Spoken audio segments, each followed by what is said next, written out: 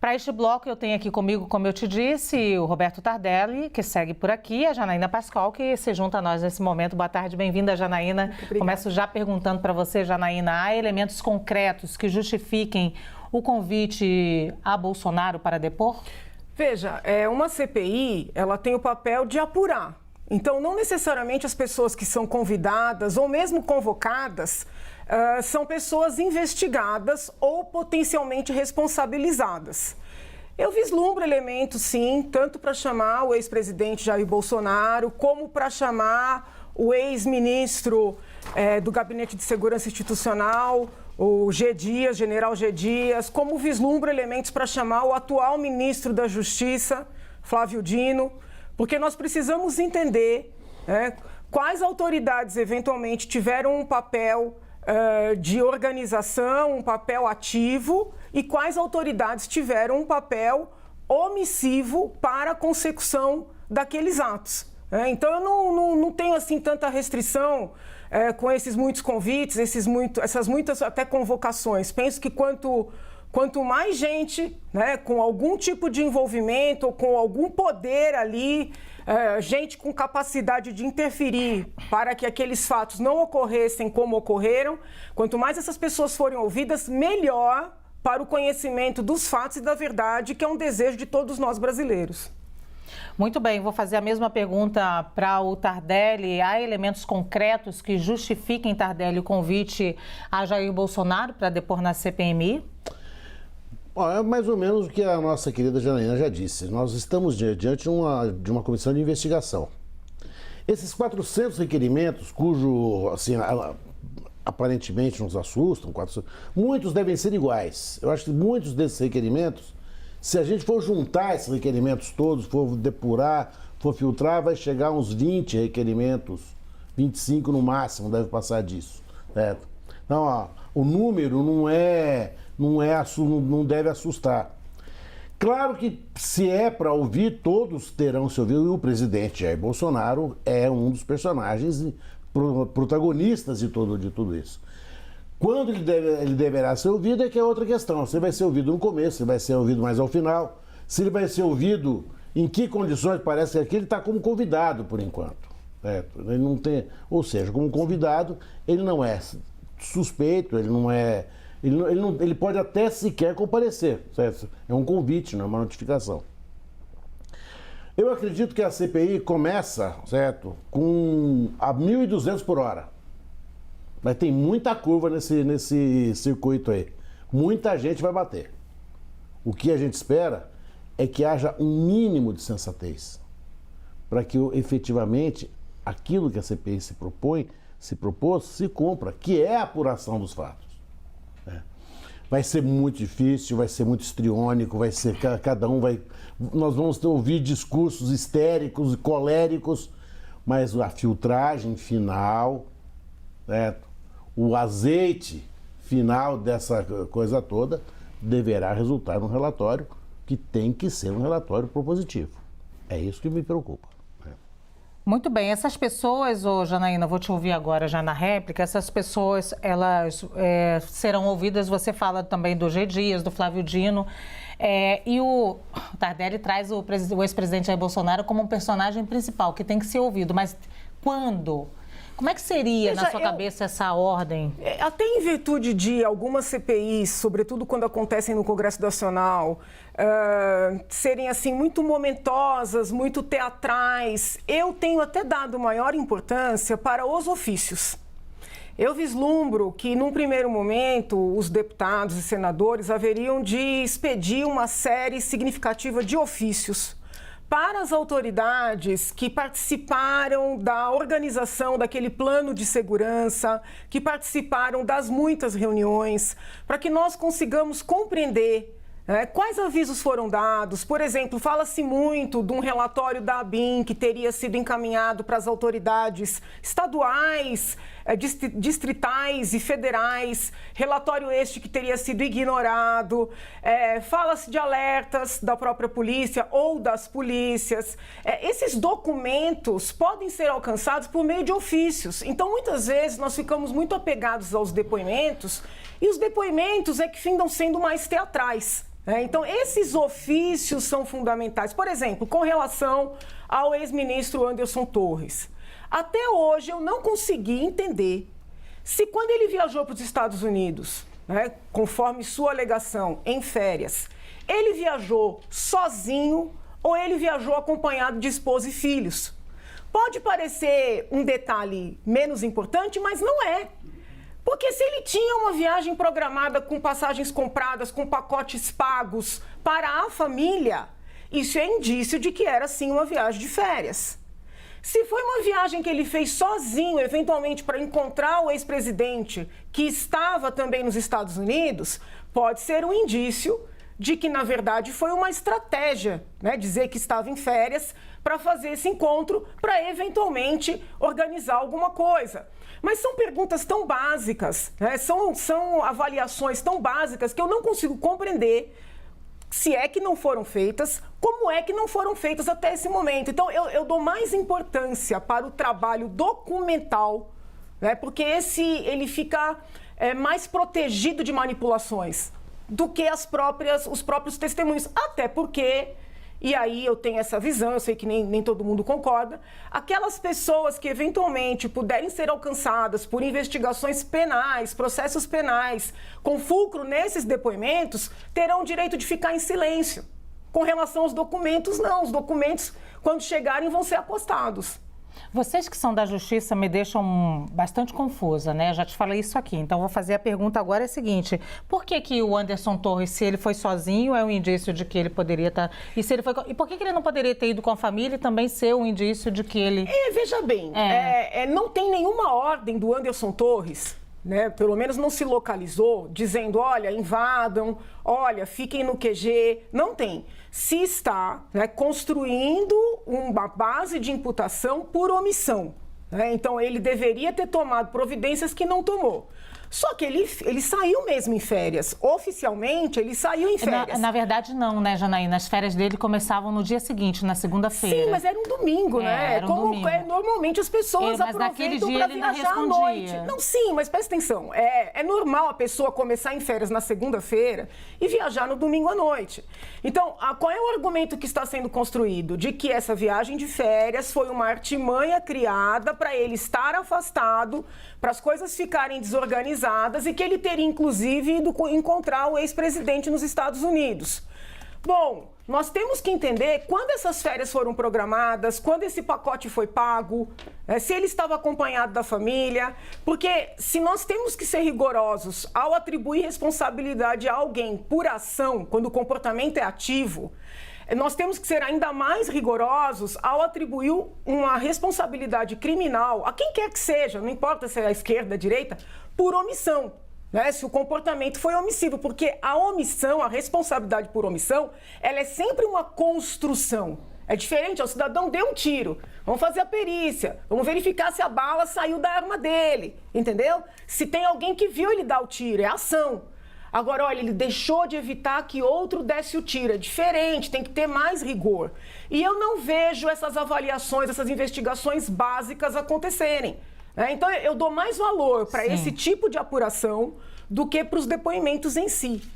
Muito bem, quero ouvir o Tardelli aqui, deixa eu ver se Tardelli consegue me responder isso que a Janaína me respondeu aqui, mas eu ainda continuei com a minha dúvida. Afinal, se ele tivesse viajado de férias com a família, isso isenta ele de culpa, esse indício? Eu não alcancei isso. A gente tem que estabelecer. Existe um nome, guarde esse nome, por favor, chama prova irrepetível.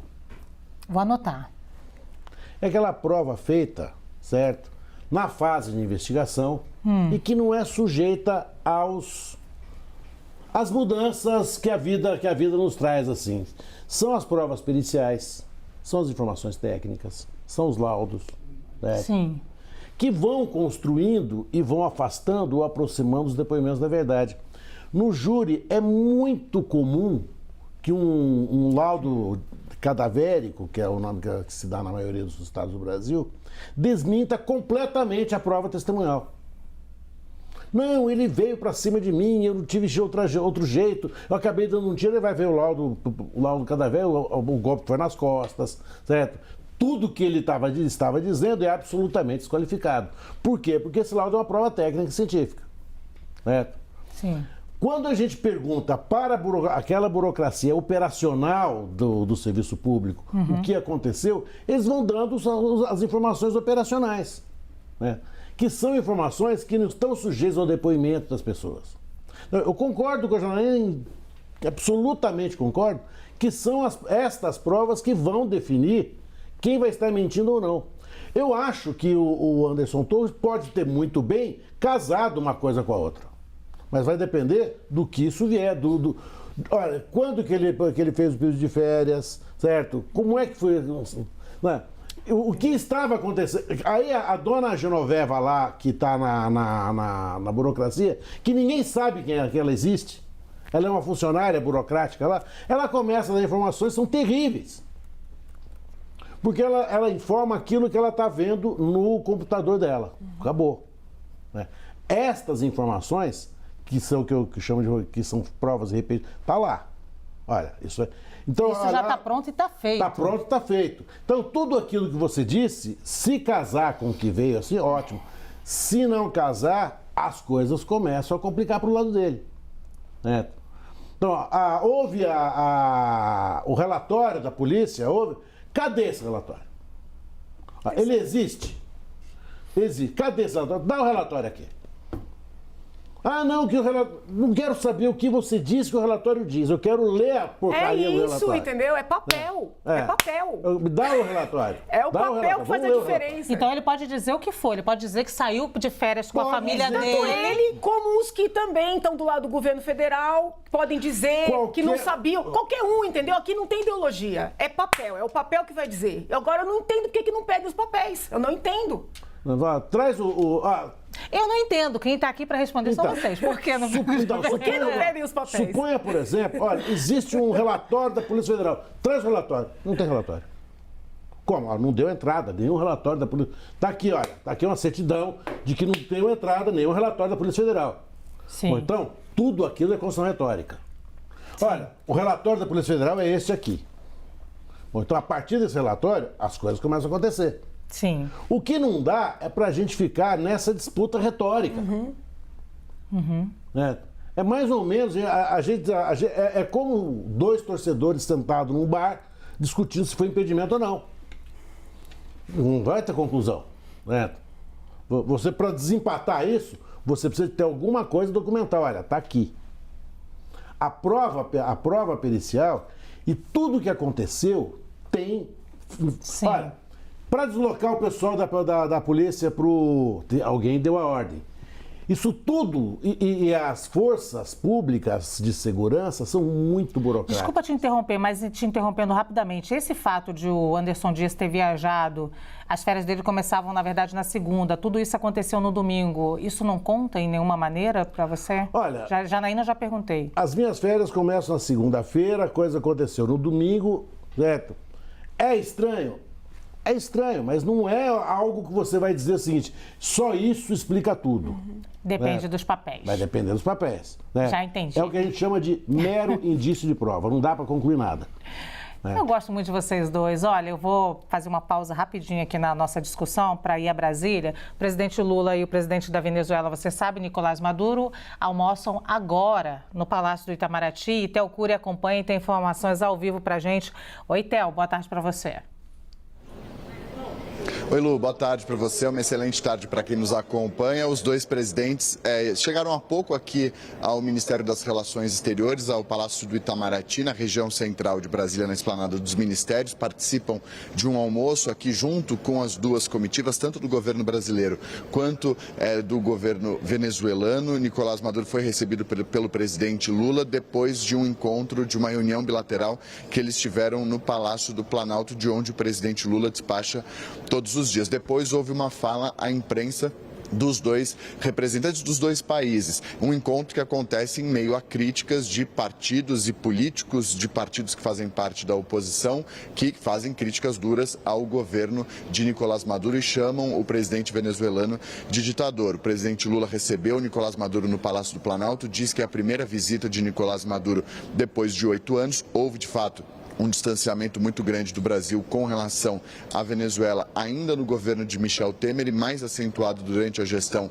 de Jair Bolsonaro. Volta-se então a uma relação entre a Venezuela e o governo brasileiro. Nesse encontro que os dois tiveram, logo na sequência, o presidente Lula defendeu a entrada da Venezuela no grupo dos BRICS para fazer parte desse bloco de países emergentes. Também disse que é um momento de reatar as relações. O presidente Lula disse que fez uma defesa de Nicolás Maduro a líderes europeus de diferentes vieses políticos e também a políticos dos Estados Unidos com relação à atuação dele como líder da Venezuela, com relação às críticas que foram feitas a ele de ser um regime autocrático. Enfim, o presidente Lula fez uma defesa e deixou claro que fez essa defesa e que hoje é um momento histórico. Os dois presidentes destacaram isso no discurso dos dois, de um momento de retomada das relações entre o Brasil e a Venezuela. O almoço acontece nesse exato momento aqui no Palácio do Itamaraty, no Ministério das Relações Exteriores. Lu.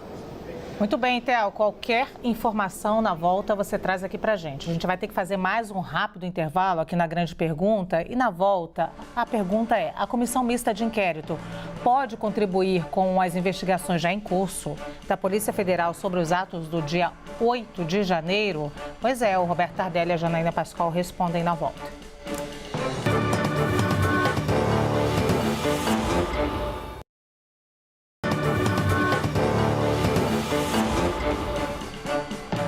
Estamos de volta com o grande debate. Janaína Pascoal e Roberto Tardelli debatem a CPMI dos atos do dia 8 de janeiro, que já tem mais de 400 requerimentos.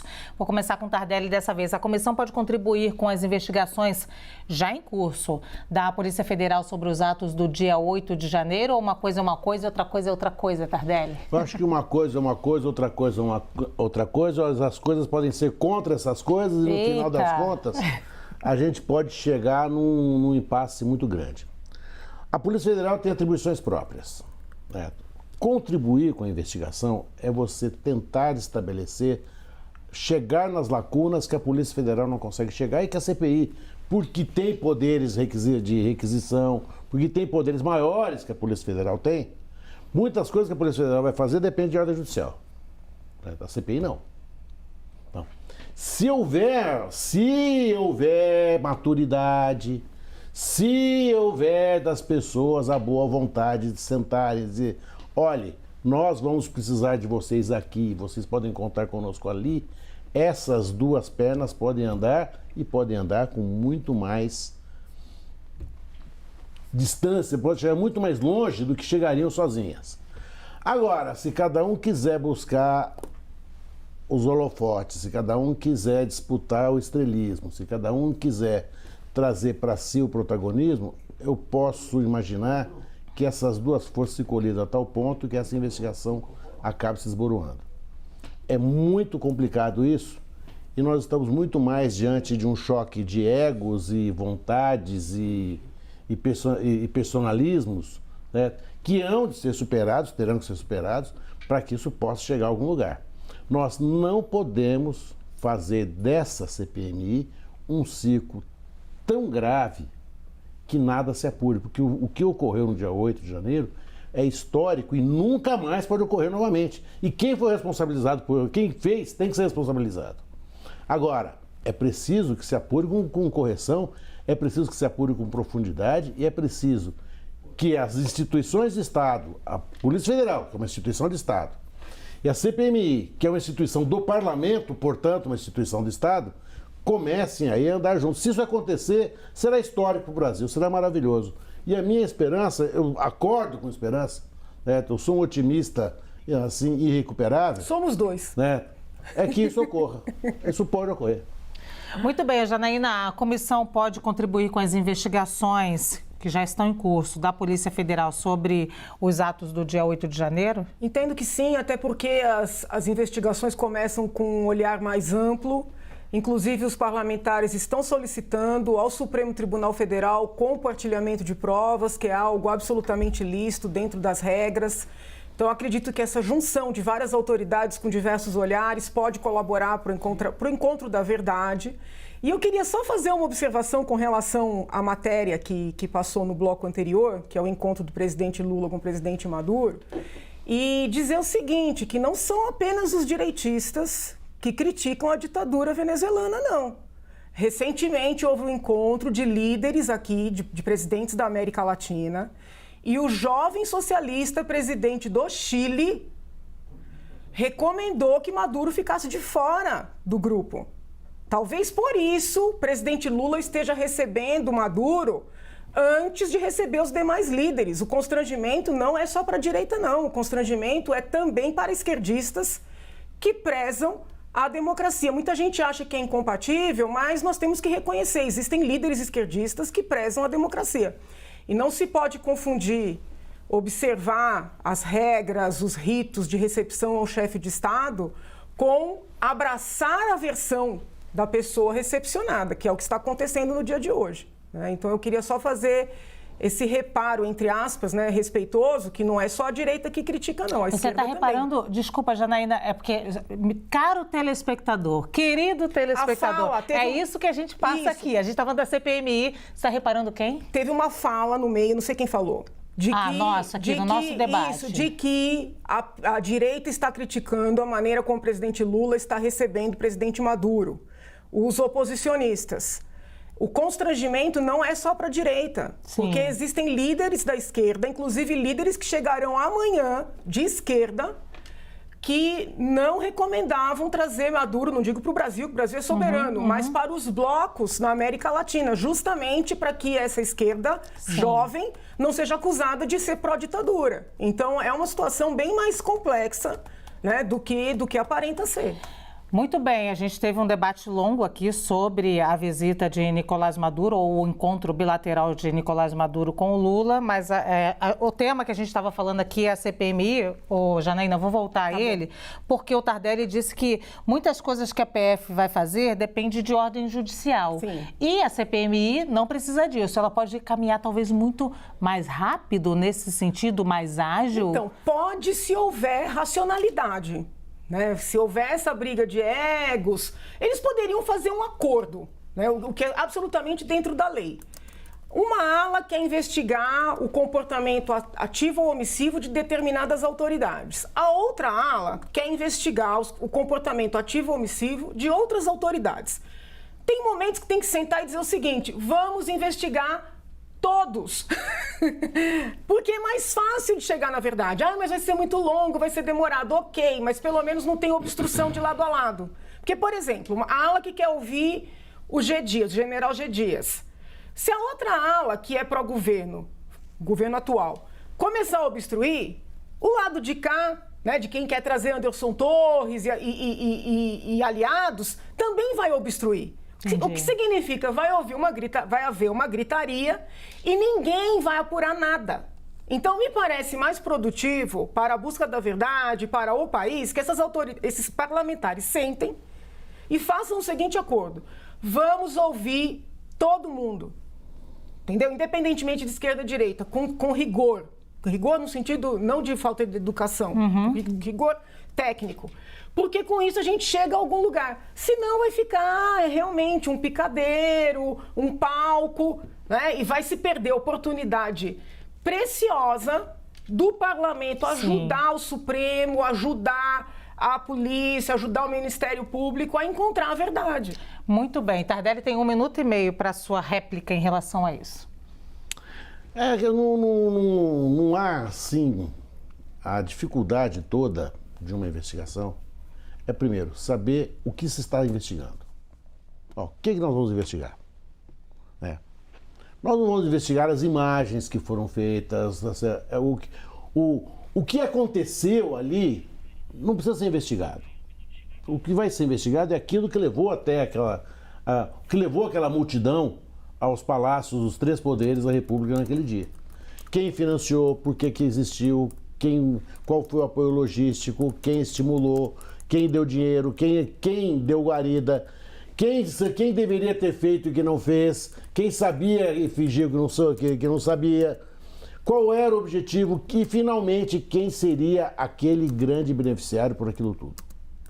Acho que essas são as perguntas. Né? Nós não precisamos ficar presos àquelas imagens horrorosas que devem ser repetidas para que isso nunca mais se repita, mas a investigação tem que ir além disso. Nós temos que ser mais adultos nesse aspecto. E para que sejamos mais adultos nesse aspecto, e se todos nós conviermos que tanto esquerda quanto direita querem o aprimoramento democrático do Brasil, nós temos que convergir. Nós temos que convergir.